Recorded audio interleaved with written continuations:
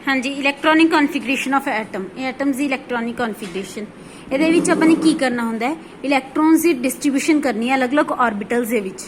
जिवें आपां कीता ना 1s orbital 2s 2p 3s 3p, इन्हां ऑर्बिटल्स के विच इलैक्ट्रॉन्स की डिस्ट्रीब्यूशन, इलैक्ट्रॉन्स की फिलिंग करनी है। ठीक है, तो इनू की बोलते हैं electronic configuration of atom.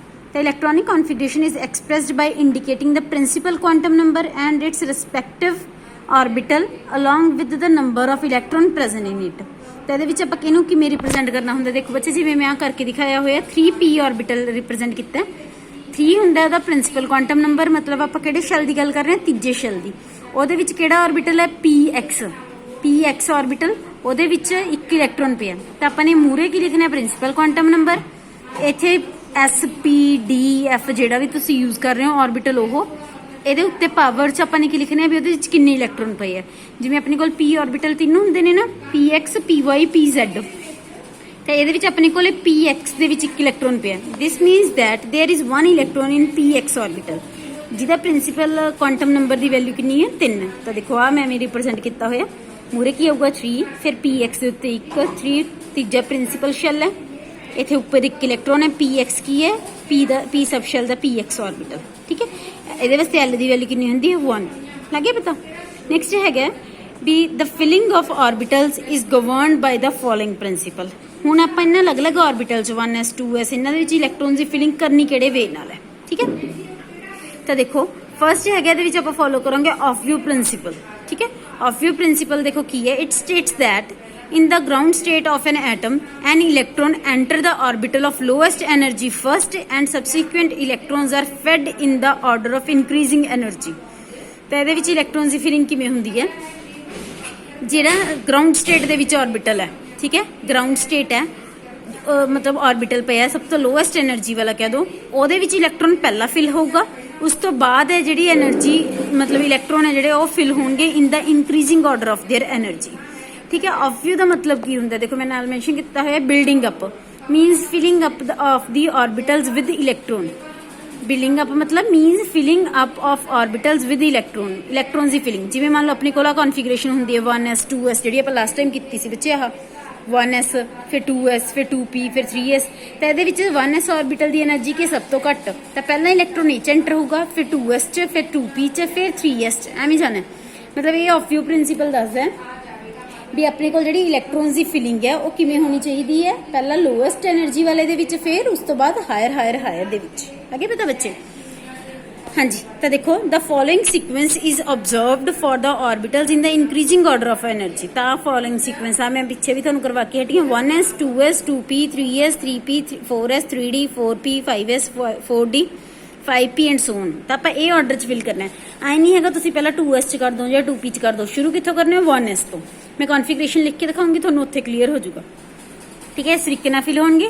इलैक्ट्रॉन्स are filled in this sequence, तो जिहड़े सारे इलैक्ट्रॉन्स ने वो इस सीक्वेंस दे विच फिल होणगे, पहला 1s च फिर 2s च फिर 2p च फिर 3s च, इस ऑर्डर दे विच। ठीक है, it is noted that sequence is pretend up to 3p। आ देखो, हाँ जी बच्चे, it is noted that the sequence is pretended up to 3p orbital. ਇਹਦਾ ਕੀ ਮਤਲਬ ਹੈ ਵੀ ਜਿਹੜਾ ਇਹਦਾ ਸੀਕੁਐਂਸ ਹੈ 1s 2s 2p 3s 3p, ਇਹ ਕੰਟੀਨਿਊਸ ਪੈਟਰਨ ਹੈ 3p ਤੱਕ। ਉਸ ਤੋਂ ਬਾਅਦ ਦੇਖੋ then 4s comes first instead of 3d, ਫਿਰ ਕੀ ਆਇਆ ਹੋਇਆ 4s, ਉਸ ਤੋਂ ਬਾਅਦ ਕੀ ਆਇਆ 3d।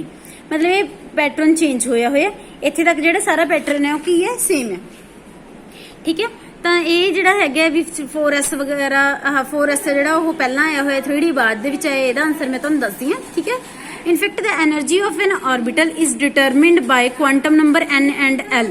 ਤਾਂ ਜਿਹੜੀ એનર્ਜੀ ऑर्बिटल ਦੀ ਵੀ ਇਹ ਹੁਣ ਮੈਂ ਤੁਹਾਨੂੰ ਦੱਸਿਆ ਨਾ ਵੀ 3s ਹੈ ਜਿਹੜਾ 3p ਤੱਕ, ਸੌਰੀ 3p ਤੱਕ ਜਿਹੜੀ ਆਪਣਾ એનર્ਜੀ ਪੈਟਰਨ ਹੈ ਇਲੈਕਟ੍ਰੋਨਸ ਦੀ ਫਿਲਿੰਗ ਹੈ ਉਹ ਤਾਂ ਉਵੇਂ ਨਾਰਮਲ ਸਹੀ ਤਰੀਕੇ ਨਾਲ ਚੱਲੂਗੀ। ਬਟ ਇਸ ਤੋਂ ਬਾਅਦ ਦੇਖੋ ਆਣਾ ਕੀ ਚਾਹੀਦਾ ਸੀ 3d, ਬਟ ਆਇਆ ਕੀ ਹੋਇਆ 4s। ਇਹ ਆਪਾਂ ਨੂੰ ਕਿੱਥੋਂ ਪਤਾ ਲੱਗੂਗਾ n+l ਰੂਲ ਤੋਂ।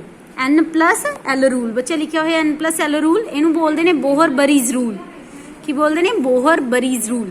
ਦੇਖੋ ਇਸ ਰੂਲ ਦੇ ਵਿੱਚ ਕੀ ਹੁੰਦਾ, orbital fill in the order of increasing value of n+l। Orbitals किवें फिल होंगे ने n+l की वैल्यू के अकॉर्डिंग।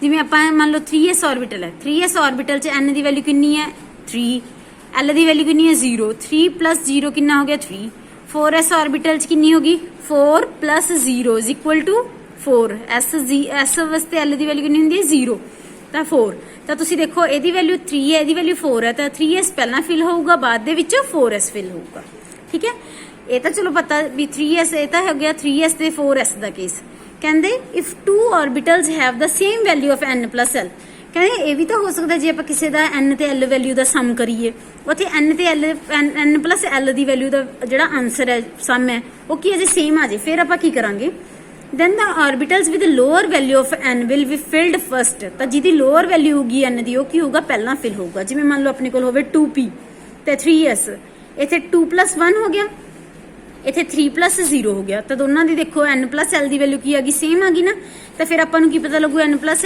l ਸੇਮ ਆਉਣ ਤੋਂ ਪਹਿਲਾਂ ਤਾਂ ਆਪਾਂ ਹੀ ਕਹਤਾ ਸੀ ਜਿਹਦੀ n plus l ਦੀ ਵੈਲਿਊ ਛੋਟੀ ਹੋਊਗੀ ਉਹ ਪਹਿਲਾਂ ਭਰਿਆ ਜਾਊਗਾ ਜਿਹਦੀ n plus l ਦੀ ਵੈਲਿਊ ਵੱਡੀ ਹੋਊ ਉਹ ਬਾਅਦ ਚ ਭਰਿਆ ਜਾਊਗਾ ਇੱਥੇ ਕੀ ਹੋ ਗਿਆ ਹੁਣ ਦੋਨਾਂ ਦੀ ਸੇਮ ਆ ਰਹੀ ਹੈ ਫਿਰ ਆਪਾਂ ਕੀ ਕਰਾਂਗੇ ਮੂਰੋ ਚੈੱਕ ਕਰੋ 2 ਤੇ 3 ਆ ਦੇਖੋ ਜਿਹਦੀ n ਦੀ ਵੈਲਿਊ ਛੋਟੀ ਹੈ ਉਹ ਕੀ ਕਰਾਂਗੇ ਆਪਾਂ ਪਹਿਲਾਂ ਫਿਲ ਕਰਾਂਗੇ ਸੋ 2p orbital has lower energy of n sorry lower value of n therefore it will be filled first ਤਾਂ 2p ਪਹਿਲਾਂ ਭਰਿਆ ਜਾਊਗਾ ਤੇ 3s orbital ਬਾਅਦ ਦੇ ਵਿੱਚ ਭਰਿਆ ਜਾਊਗਾ this rule also helps to account for the fact that certain orbital with higher value of n but lower value of l have less energy ठीक है then orbital with the lower value of n and higher value of l ਤਾਂ ਇਹਦੇ ਤੋਂ ਆਪਾਂ ਨੂੰ ਇਹ ਵੀ clear ਹੁੰਦਾ ਵੀ ਕਈ ਜਿਹੜੇ orbitals ਨੇ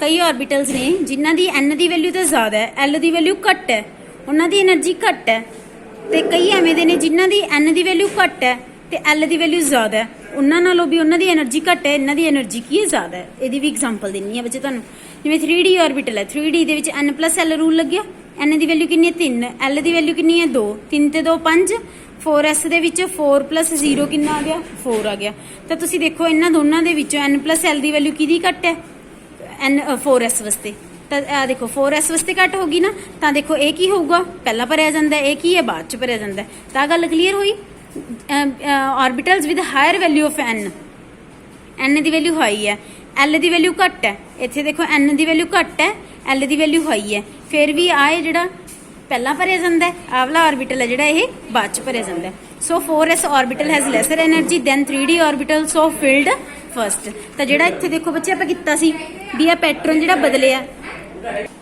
ਹਾਂਜੀ ਤਾਂ ਆਪਾਂ ਇਹਦੇ ਵਿੱਚ ਦੇਖੋ ਕਰਕੇ ਹਟਿਆ ਨਾ ਵੀ 3p ਤੱਕ ਤਾਂ ਇਹ ਰੈਗੂਲਰ ਸੀਕੁਐਂਸ ਸੀ ਇਸ ਤੋਂ ਬਾਅਦ 3p ਤੋਂ ਬਾਅਦ ਆਉਣਾ ਚਾਹੀਦਾ ਸੀ ਉਰੇ 3d ਹੈ ਨਾ ਕੀ ਆਇਆ ਹੋਇਆ 4s ਤਾਂ 4s ਫਿਰ 4d ਹੈ ਨਾ ਤਾਂ ਇਹ ਕਾਹਦੇ ਕਰਕੇ ਹੈ ਕਿਉਂਕਿ 4s ਆਰਬਿਟਲ ਦਾ n plus l ਰੂਲ ਦੇ ਅਕੋਰਡਿੰਗ ਵੈਲਿਊ ਘੱਟ ਹੈ ਇਹਦੀ n plus l ਰੂਲ ਦੇ ਵੈਲਿਊ ਦੇ ਅਕੋਰਡਿੰਗ ਵੱਧ ਹੈ ਤਾਂ ਆ ਪਹਿਲਾ ਫਿਲ ਹੁੰਦਾ ਇਹ ਬਾਅਦ ਦੇ ਵਿੱਚ ਫਿਲ ਸਮਝ ਆਇਆ ਬੱਚੇ